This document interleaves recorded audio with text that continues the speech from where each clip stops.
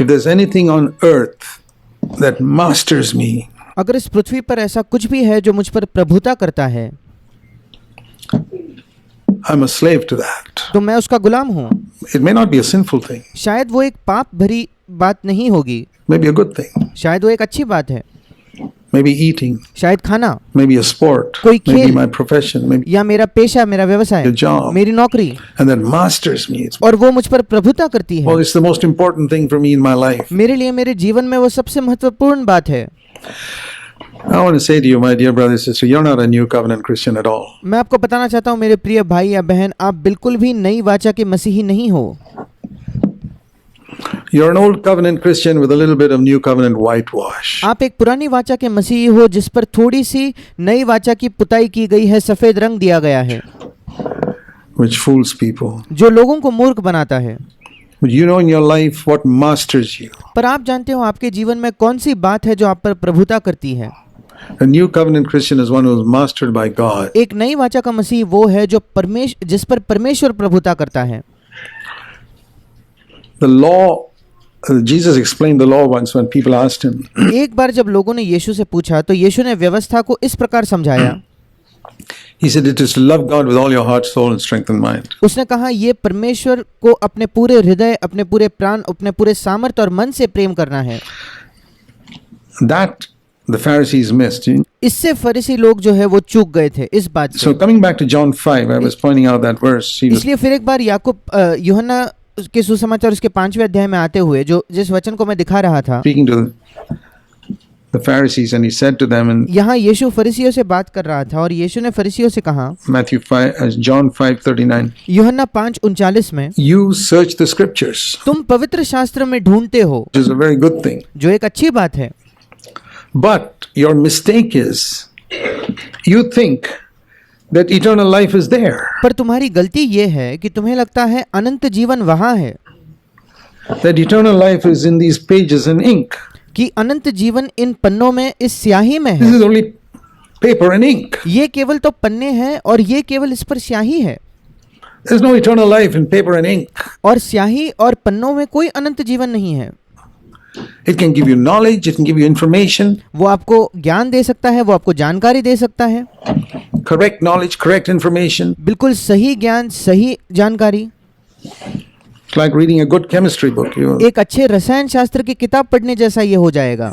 get correct information on chemistry. फिर आप रसायन शास्त्र के बारे में बिल्कुल सही जानकारी पा सकते हो, So you can get correct information about God and about Jesus और इसलिए आप परमेश्वर के बारे में, यीशु के बारे में बिल्कुल सही जानकारी तो पा लोगे by reading the scriptures. Bible पढ़ के। But you think eternal life is there. It's not there. पर आपको लगता है अनंत जीवन वहाँ है, अनंत जीवन वहाँ नहीं है। That was the mistake of the Pharisees. ये फरीसियों की गलती थी। They thought eternal life is in a book. उन्हें लगा अनंत जीवन किसी किताब में है। You read it, you know the scriptures, you know the verses, आप उसे पढ़ते हो, आप बाइबल को जानते हो, आप वचनों को जानते हो, you know all the teachings of the new covenant, नई वाचा के सारी शिक्षाओं को आप and जानते I हो, got eternal life. No. और मुझे अनंत जीवन प्राप्त हो गया है। नहीं, It is these that bear witness of me, Jesus said. यीशु ने कहा ये जो है ये मेरी गवाही देते हैं। So the scriptures bear witness of Jesus. और इसलिए जो बाइबल, जो वचन है, वे यीशु की गवाही देते हैं। And if we don't see Jesus in the scriptures, then we missed it completely. और इसलिए अगर हम यीशु को बाइबल में नहीं देखते तो फिर हम पूरी तरीके से उससे चूक गए हैं। And he says, you're unwilling to come to me that you may have this eternal life. और यीशु कहता है कि तुम मेरे पास आना नहीं चाहते कि तुम इस अनंत जीवन को मुझसे पाओ। So you see the contrast there और इसलिए क्या आप इस विरोधाभास को यहाँ देख पाते हो between the tree of life and the tree of knowledge of good and evil. जीवन के वृक्ष में और भले बुरे के ज्ञान के वृक्ष के बीच। Let me read it to you like this. मैं इस वचन को आपके लिए इस प्रकार पढ़ना चाहूंगा। You go to the verse 39. You search the tree of knowledge of good and evil because you think eternal life is there. 39 वचन, तुम भले बुरे के ज्ञान के वृक्ष को खोजते हो, ढूंढते हो, क्योंकि तुम्हें लगता है कि अनंत जीवन वहाँ है, But it's not there. पर वो वहाँ नहीं है। But you won't come to the tree of life पर तुम जीवन के वृक्ष के पास नहीं that आते you may have eternal life. कि तुम अनंत जीवन पाओ। So I believe that is one of the dangers we face. और इसलिए मेरा विश्वास है कि ये एक खतरा है जिसका हम सामना करते हैं।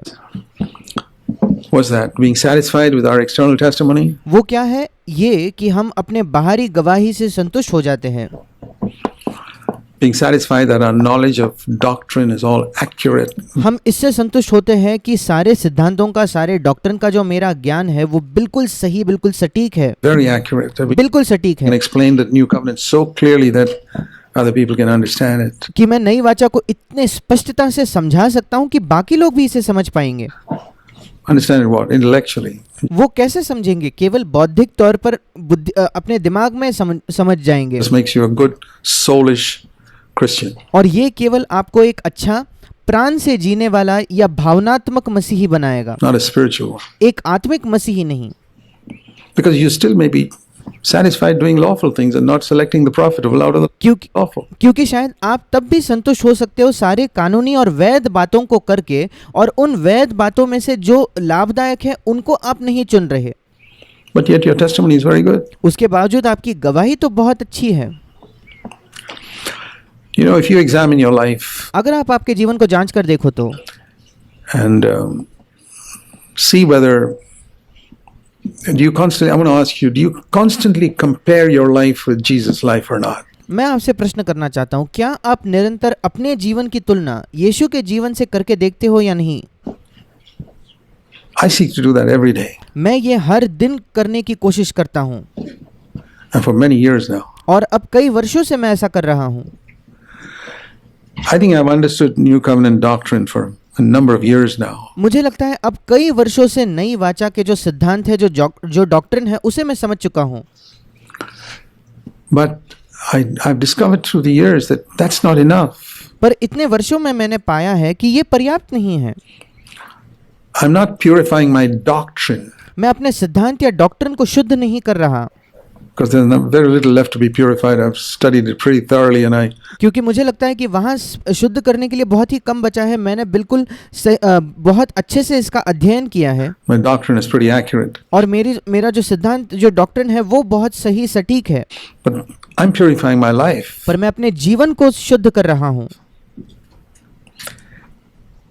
You search the scriptures and you think eternal life is there. It's not there. आप पवित्र शास्त्र को खोजते हो, आपको लगता है अनंत जीवन वहाँ है, अनंत जीवन वहाँ नहीं है, And through the scriptures, you're supposed to come to me. और वचनों के द्वारा आपको मेरे पास आना है। Turn to 1 John and chapter 3. आइए हम निकालेंगे पहला यूहन्ना 3 अध्याय। See, we've all got this doctrine right देखो, हम सब की ये जो सिद्धांत है इसको हम सही से समझ चुके हैं, because we've heard it many times. क्योंकि हमने कई बार इस सिद्धांत को सुना भी है। Romans 8:29, that we are predestined to be conformed to the image of God's Son, Jesus Christ, that he might be the firstborn among many brothers. कि रोमियो 8:29 में जो लिखा है, क्योंकि हम पहले से ठहराए भी गए हैं कि उसके पुत्र के स्वरूप में हो जाए, ताकि वो बहुत भाइयों में पहलौठा ठहरे। So we've got it right.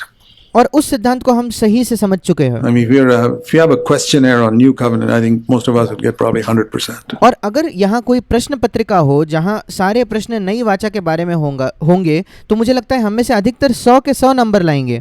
Which only proves we've got a good knowledge, we've got और ये केवल इसी को साबित करता है कि हमारा ज्ञान बहुत अच्छा है, a good understanding.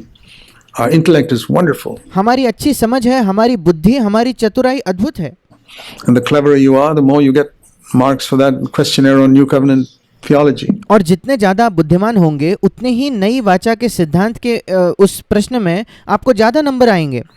But it doesn't mean that necessarily that your life is like that. पर उसका ये मतलब नहीं कि आपका जीवन भी वैसा है। So we've understood our goal is to become like Jesus Christ. और इसलिए हम इसको समझ चुके हैं, हमारा जो लक्ष्य है वो है यीशु जैसा बनना। That's a destination I have to go to. But ये मंजिल है जिसके पास मुझे जाना है। and like you've heard me say, और जैसे आपने मुझे कहते सुना है, if your ticket says San Francisco to New York and you get into, how do you know you got into the right plane? अगर आपके टिकट पे लिखा है कि आपका प्लेन जो है वो सैन फ्रांसिस्को से न्यूयॉर्क जा रहा है, तो आप कैसे जान सकोगे कि आप सही प्लेन में बैठे हो? Well, every hour you should be getting closer to New York. बहुत आसान है, प्रति घंटे आपको न्यूयॉर्क के ज़्यादा नज़दीक पहुंचना चाहिए। If you're not, you're in the wrong plane. अगर ऐसा नहीं हो रहा, फिर आप गलत प्लेन में हो, You're in the wrong flight. आप गलत फ्लाइट में हो। How do I know that I'm going in the right direction? फिर मैं कैसे जान सकता हूँ कि मैं सही दिशा में जा रहा हूँ? predestined, my destination is becoming like Christ. पहले से ठहराया गया, और इंग्लिश में जो शब्द है प्री डेस्टिनेशन मतलब पहले से मंजिल ठहराई गई, मतलब मैं पहले से मेरी मंजिल है कि मैं मसीह जैसा बन जाऊं। Every year, I should be becoming a little more like Christ. अगर ऐसा है तो प्रति वर्ष मुझे थोड़ा और मसीह जैसा बनना चाहिए। And the best person to tell you whether that's right or wrong और आपके जीवन में ये हो रहा है या नहीं, ये बताने के लिए सबसे बेहतर, सबसे उत्तम व्यक्ति है, is your marriage partner. वो है आपका जीवन साथी। Can tell you, darling, you're becoming more Christ-like. वो आपको बता सकते हैं कि हे मेरे प्रिय पति या पत्नी, आप ज्यादा मसीह जैसे बन रहे हो। Something has changed in you in the last 1 year. Not पिछले एक वर्ष में आप में कुछ बदल गया है। your knowledge is better or you ये नहीं कि आपका ज्ञान बेहतर है preach better या or बेहतर प्रचार करते हो you share better or या सभाओं में बेहतर साझा करते हो, you pray better. प्रार्थना बेहतर करते हो। Pharisees could do all that. फरीसी तो ये सब का सब कर सकते थे। So 1 John 3 says, और पहला यूहन्ना 3 अध्याय में लिखा है, we know, here's the destination. हम जानते हैं, यहाँ वो मंजिल लिखी गई है। In the middle of verse 2. दूसरे वचन के बीच में Right now, beloved, we are the children of God. वो कहता है शुरुआत में, हे प्रियो, अब हम परमेश्वर की संतान हैं। Verse 2. दूसरे We are वचन, born again. हमारा नया जन्म हो चुका है, But it has not yet appeared what we shall be. और अभी तक ये प्रकट नहीं हुआ कि हम क्या कुछ होंगे, Our destination. हमारी मंजिल क्या है। When he comes, we shall be like him. जब वो आएगा हम उसके जैसे बन We would जाएंगे, have reached our destination, तब हम अपने मंजिल पर पहुंच चुके होंगे, becoming Christ-like. मसीह जैसा बनना।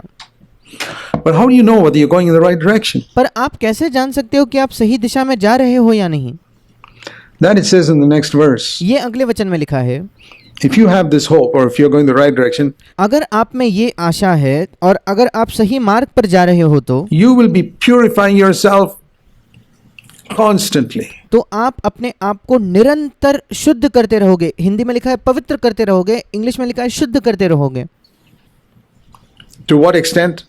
किस मात्रा तक आप अपने आप को शुद्ध करोगे? As he is pure. जितना वो शुद्ध है। In other words, you will not stop दूसरे शब्दों में आप रुकोगे नहीं, purifying yourself अपने आप को शुद्ध करना नहीं रोकोगे, until you become like Christ, which is only when he comes again. जब तक आप मसीह जैसे नहीं बन जाते, और ये केवल तब होगा जब मसीह वापस आएगा।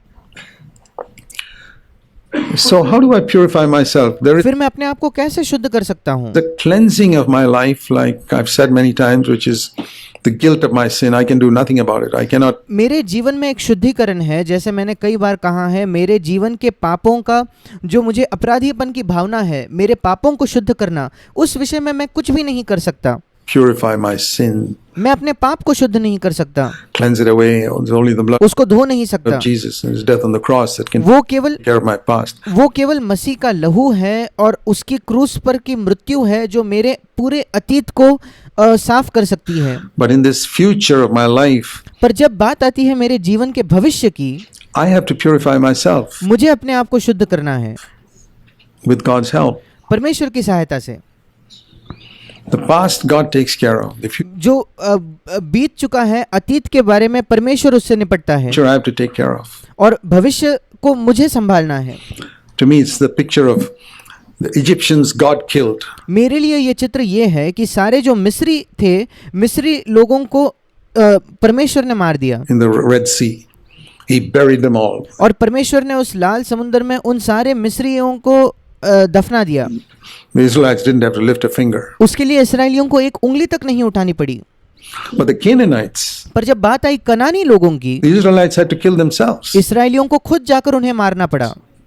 God didn't say, okay, I'll kill the Canaanites for you. परमेश्वर ने ये नहीं कहा कि तुम्हारे लिए कनानियों को मैं मार दूंगा। You see the difference between the two? क्या आप उन दो में अंतर देखते हो?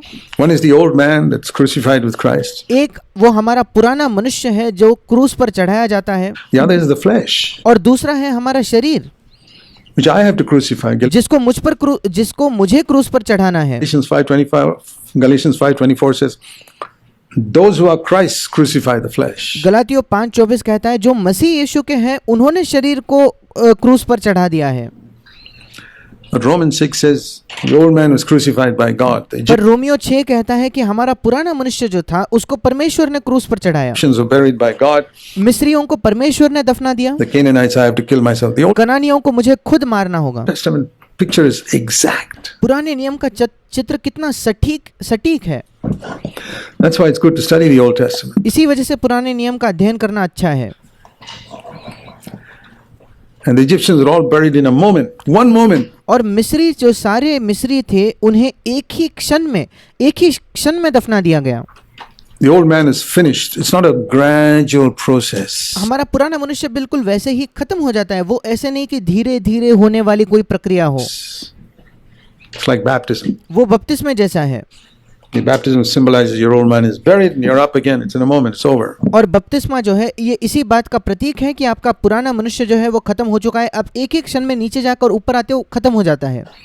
But the flesh is a lifelong thing. It's like the Israelites पर हमारा जो शरीर है वो पूरे जीवन भर की एक लड़ाई होती है। went into the land of Canaan, जैसे इस्राएली लोग जब उस कनान देश में प्रवेश किया उन्होंने, and each of those giants represent different lusts in our flesh. और उन दानव और उन राक्षसों में से हर एक हमारे शरीर के अलग अलग अभिलाषाओं के प्रतीक है, हमारे अभिलाषाएं और हमारे इच्छाओं के प्रतीक है।